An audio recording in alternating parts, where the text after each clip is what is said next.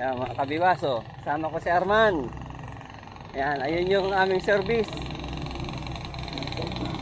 Kaandar na.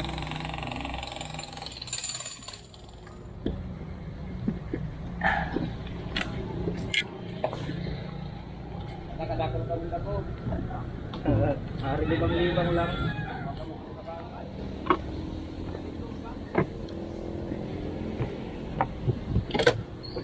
Tara bro, iwanan tayo na si Kagawad. Doon daw siya sa Pandawan. Andito kami sa bukana ng Mercedes sa Ilog. So, palagi ko doon kami pupunta sa kabila. Ayun yung Kanimog. Pwedeng pumunta kami parte doon kung kaya. Subukan muna namin, medyo malakas ang hangin dito ngayon. Yan yata oh.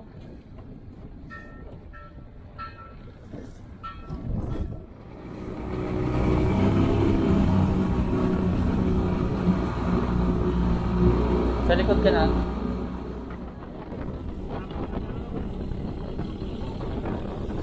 Iwas, nag-shortcut kami kasi hindi kami pwedeng dumaan doon sa malakas ang alon sa labas. Pumasok kami dito. Yata kaya. Bas na yata.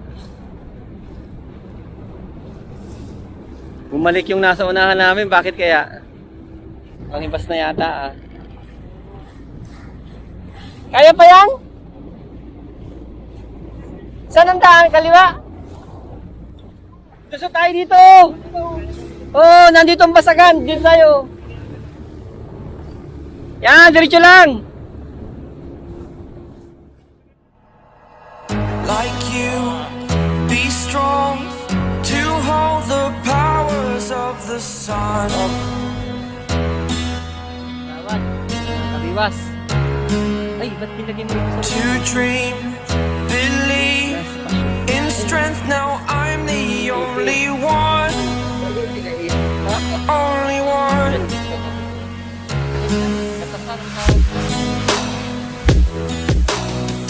I was an ordinary boy until I broke the rules. My life destroyed. Life destroyed. Until I walk awake, scream my mind, I shout, the ground shakes. How much can I take? My mind will break. Ayan mga kabiwas, dumuhong kami sa Apwaw.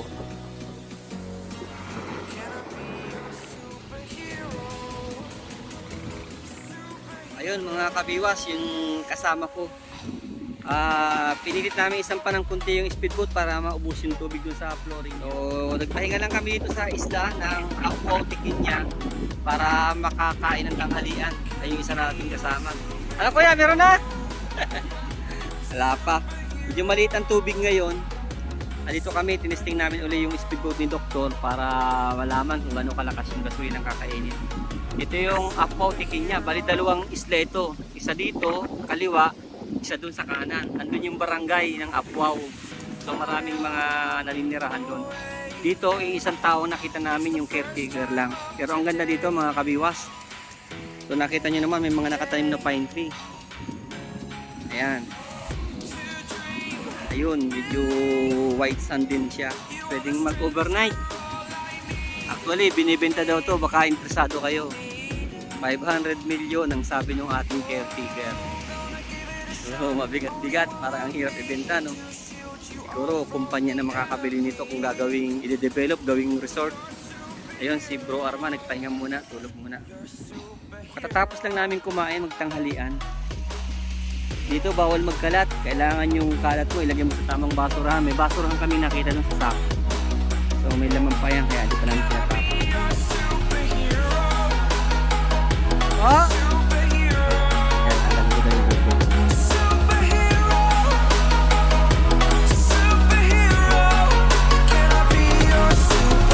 Release na!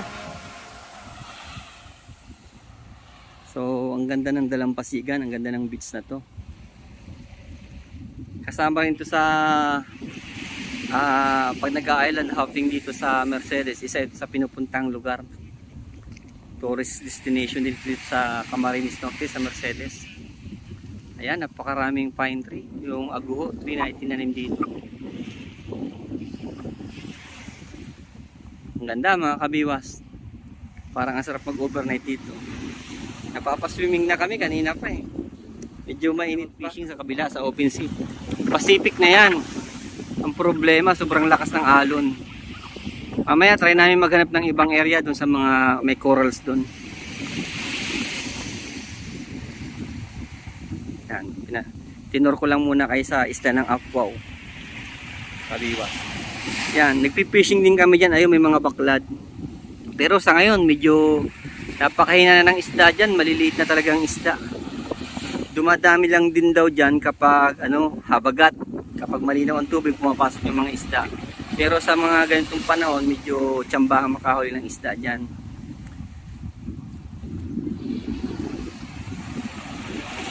Ayun. So maya maya, alis na rin kami. Pagkapahinga, tanggal lang ng lula ng isa kong kasama. Naayos nila yung sasakyan. Shoutout pala kay Dr. Paul Villafuerte. Ayan yung speedboat niya. So doon si Kuya, lapitan natin yung isang nag-fishing.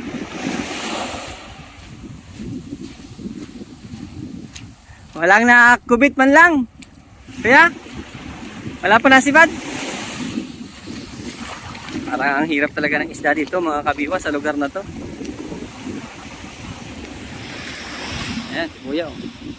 Mga 10 minutes na yung nag-fishing, wala pa daw na sibad.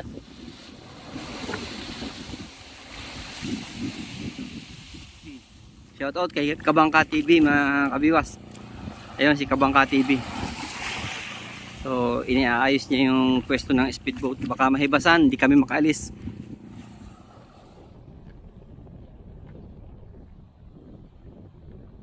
Pahinga lang kuya, si Kagawad. Wala kami mga fishingan dyan sa wala palang isda. Saan po maganda? Maalon. Si Kagawad Santelises yan. Santelises, Roel. Ay, kilala ka daw niyan. Inangat namin at may tubig yung chlorine. Wala dyan isda. Ganda dito mag-picnic, overnight. Dala ka lang ng tubig. Ganda ng mga puno, Sa Anggalan tayo. Ganda ng Anggalan.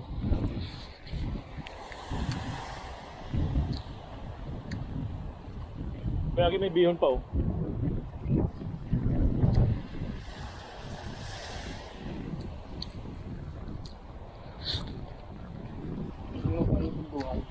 Hindi natin matapaman pagdukan. No. Ng fishing. Matapaman na pagdukan. Kami dyan sa kubo na yan. Medyo nag-aambon. Yan, si Bro Arman tutulog. Papahinga. Papauwi na sana kami nang biglang nag-message si Apo Anglers TV na pumunta kami sa kabilang isla at may regalo daw siya sa akin. Kaya dali-dali kami pumunta sa kabila. Kami sa Apwaw. Meron palang school dito. Lupi Manlangit Elementary School, Barangay Apwaw. So pupuntahan namin yung bahay ni Apo Anglers kay Kuya Ding Dayon. Nasa Saudi siya ngayon pero yung asawa nandito. May regalo yun sa akin na reel. Samahan niyo ako sa bahay nila Ate Mercy. Sana andito. Nayang kaya ito eh? Nayang kaya? Nakapunta. Hindi tayo nakapag-fishing.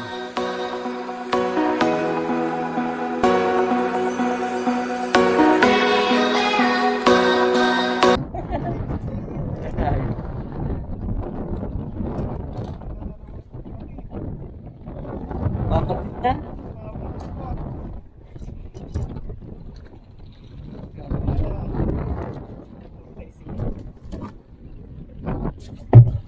Maganda sila. Malaki na pati. Ano, seryoso. Sunod ang sunod sa amin. Karating lang namin ay. Liit lang, tagpian. Ito na si tagpian. Ano yata ng pamprito ah. Kakaipon. Hindi na ako naasa. Kanina pa.